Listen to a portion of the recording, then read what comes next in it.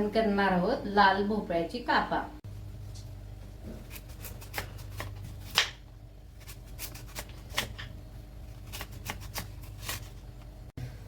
अशा प्रकारे भोपळ्याची काप करून घे। एका प्लेट मध्ये मीठ, हळद, चाट मसाला, गरम मसाला, थोडस लाल तिखट आणि हिंग एका प्लेट मध्ये काढून घ्यायचं। त्यानंतर त्यात थोडासा रवा, थोडीशी तांदळाची पिठी, एक सगळं मिक्स करून घ्यायचं। हे मिक्स केल्यानंतर थोडंसं पाणी वतायचं त्यात, म्हणजे ते ही पिठी त्या कापांना अशी चांगली लागली पाहिजे, कोट झाले पाहिजे ते काप सगळे।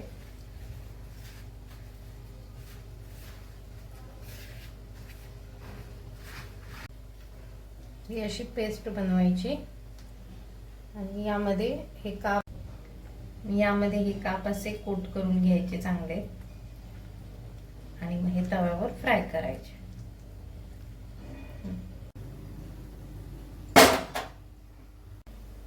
पॅन मध्ये तेल गरम करायला ठेवलंय। तेल गरम झालं की हे असे कोट केलेले काप आहेत ना, ते असे कोट केलेले काप आहेत ते एक एक असे ठेवायचे त्यात।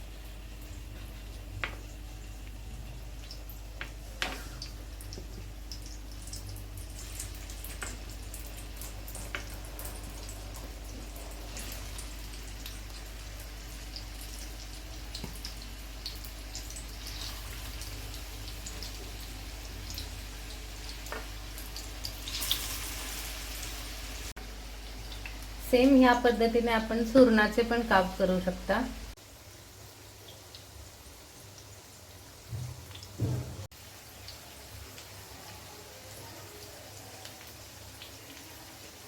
असं चांगल्या प्रकारे परतून घ्यायचं, खरपूस भाजून घ्यायचं त्याला, म्हणजे टेस्ट पण खूप छान लागते। अशा प्रकारे तुम्ही सुरणाची पण काप करू।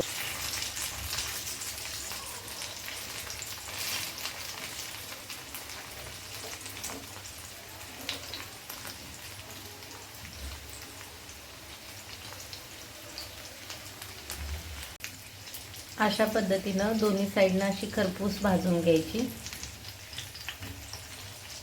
लाल अशी ब्राऊन होईपर्यंत।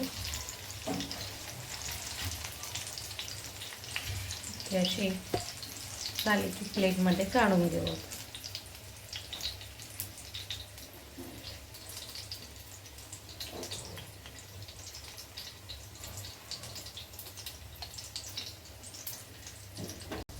अशा पद्धतीने मी हे सगळे काप एका प्लेट मध्ये अशी काढून घेतलेली आहेत।